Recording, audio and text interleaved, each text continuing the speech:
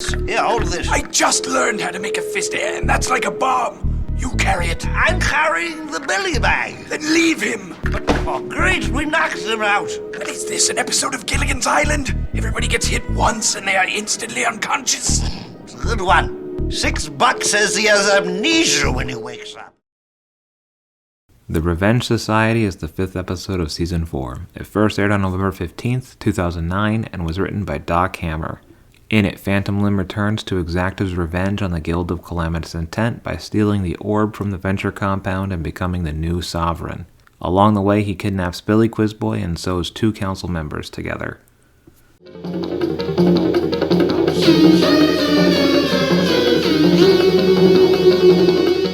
It's never made explicitly clear, but it's pretty heavily implied that Red Mantle and Dragoon are actually Buddy Holly and the Big Bopper.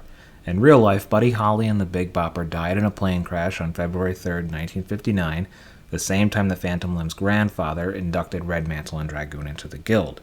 Jackson and Doc talk a bit about the voices and inspiration for Red Mantle and Dragoon in the commentary. Who cares? Yeah. Iger Sanction. Iger Sanction is this terrible movie that has a character in it called Dragoon.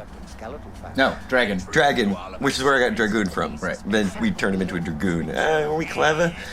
Dragon is this guy that's in a bed and he has everything wrong with him. Like he has to have his blood replaced. He's an albino? He's an albino. He's an ambulatory, I know that. Right. Yeah, and he needs constant blood transfusion, and he needs to live in a room bathed in red light. Yeah, while he gives assassination orders. But he's a super millionaire that hires assassins to do stuff. It's an impossible guy. I thought he worked for the government. I thought he was a shadow organization in the government. It doesn't make any sense. Doesn't matter. We've seen the movie a million times, and it and never talked makes about sense. It even more. Yeah. Anyway, our impression of that character is Dragoon, and he's loosely based on this. And Red Mantle is your interpretation of Sir Alec Guinness. We both do Sir Alec Guinness. You do a Sir Alec Guinness. I did him as Phanomus, as Phanomus. Right. As Phantom Limb's grandfather. And you did it for this guy. Even this episode goes back to that original. Right. That's probably why we always show him in flashback not talking. And if, like me, you've never seen the Iger Sanction, here's a clip of the guy that inspired Dragoon. Sorry for this, Hemlock, but twice a year my blood must be fully replaced. With what? You are very bitter today, Dr. Hemlock. Joke. Bitter Hemlock. Listen, Dragon, I came here for 2 reasons. When watching Ward first show up to talk to the Sovereign, he paraphrases The Wizard of Oz. Pay no attention to the handsome and ageless rock star hiding behind the couch. I am the mighty Sovereign. Folks, pay no attention to that man behind the curtain. The great Oz has spoken. And speaking of the Sovereign, there are several David Bowie references throughout. First of all, we see a diamond dog in the show's intro. The diamond dogs were previously mentioned on the show, but I believe this is the first time we're actually seeing them, and they are a reference to the David Bowie album, Diamond Dogs. From the same album, there's a song called Chant of the Ever-Circling Skeletal Family, which is also referenced in this episode.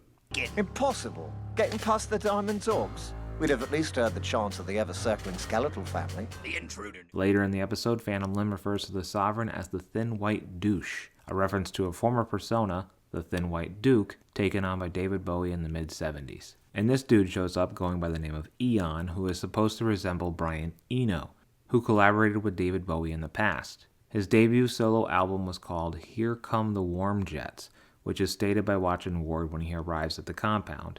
Here come the warm jets!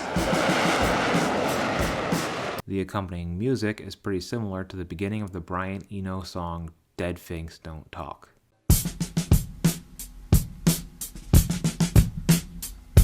The scene in which Dean knights the Sovereign uses the same piece of music from the knighting scene in the movie Excalibur. I couldn't find a good clip of this, but Doc says it on the audio commentary, so it must be true.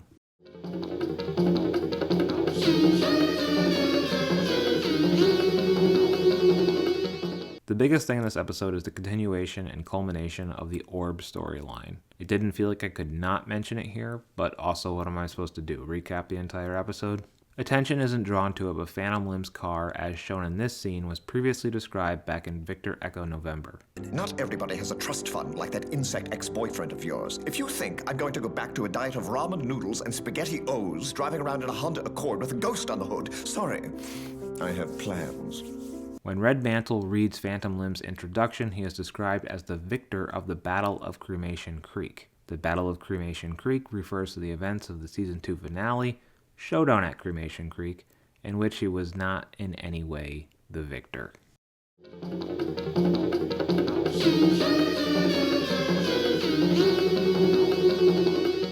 Authorial intent versus reader's response has always been a debate I've struggled with. At the end of the day, which is more important? What a writer intends to say with their work, or the way that the audience responds to that work? I've never cared about sports players or actors or pop stars. I've always idolized writers. So I always want to be on the side of authorial intent, and most of the time I am. But then there's the orb.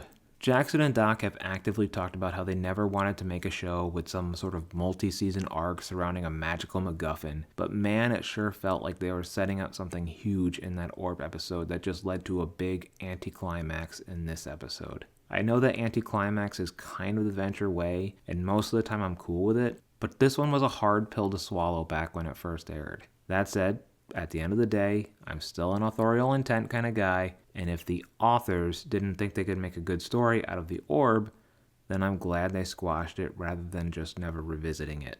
Even when they kind of bum me out, I still love Jackson and Doc, and I love the Venture Brothers. As always, thank you for watching, and go Team Venture. Tune in next week for Self-Medication. If you dug this video, share it with a friend. And if there was some huge glaring thing that I missed in this video, follow me on Instagram at Ventureverse Guide to see these videos a week early and offer your input before I upload the final product.